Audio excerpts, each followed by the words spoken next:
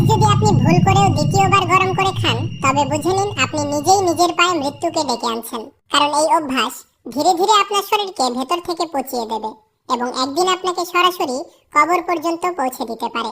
আজ আমি আপনাদের অত্যন্ত জরুরি এবং গুরুত্বপূর্ণ একটি তথ্য দিতে যাচ্ছি, যা আপনি যদি সময় থাকতে না জানেন, তবে এই অবহেলা ধীরে ধীরে আপনাকে মৃত্যুর দিকে ঠেলে দিতে পারে। তাই আপনি নিজের চিন্তা না করলেও নিজের পরিবার, সন্তান এবং প্রিয়জনদের নিরাপত্তার জন্য হলেও এই ভিডিওটি শেষ পর্যন্ত অবশ্যই দেখুন।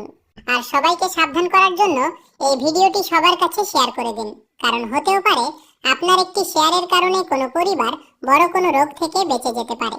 বহু বছরের গবেষণার পর বিশেষজ্ঞরা প্রকাশ করেছেন যে আমরা দৈনন্দিন জীবনে এমন কিছু খাবার পুনরায় গরম করে খাই যা আমাদের শরীরের জন্য ধীরে ধীরে বিষ হয়ে দাঁড়ায়।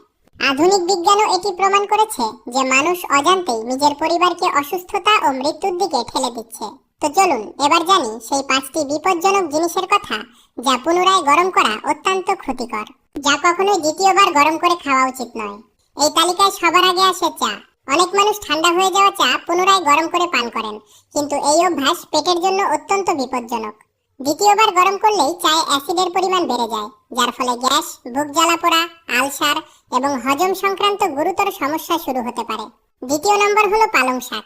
পালং শাকে আয়রনের পরিমাণ অনেক বেশি থাকে, যা শরীরের জন্য উপকারী, কিন্তু এই আয়রন দ্বিতীয়বার গরম করলে অক্সিডাইজড হয়ে যায় এবং বিষাক্ত রূপ নেয়।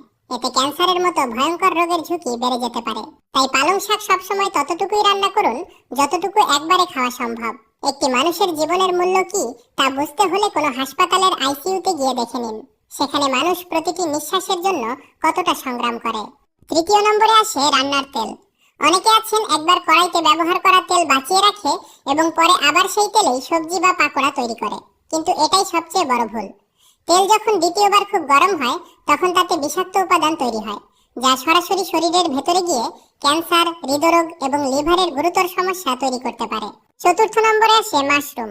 মাশরুমে প্রোটিনের পরিমাণ অনেক বেশি থাকে এবং এটি শরীরের জন্য উপকারী, কিন্তু যখন এটিকে দ্বিতীয়বার গরম করা হয়, তখন এর প্রোটিনের গঠন বদলে যায়। এর ফলে হৃদরোগ, হজমের সমস্যা এবং ডায়েট সংক্রান্ত গোলযোগ শুরু হতে পারে। যারা মাশরুম খেতে পছন্দ করেন তাদের এই বিষয়টি বিশেষভাবে খেয়াল রাখা উচিত। এখন পঞ্চম এবং সবচেয়ে সাধারণ খাবার, যা প্রায় প্রতিটি ঘরে প্রতিদিন রান্না হয়, তা হলো চাল, অর্থাৎ ভাত। অনেকে বেশি পরিমাণে ভাত রান্না করে ফেলেন এবং পরের দিন তা পুনরায় গরম করে খেয়ে নেন, কিন্তু এই অভ্যাসই সবচেয়ে বিপজ্জনক প্রমাণিত হতে পারে।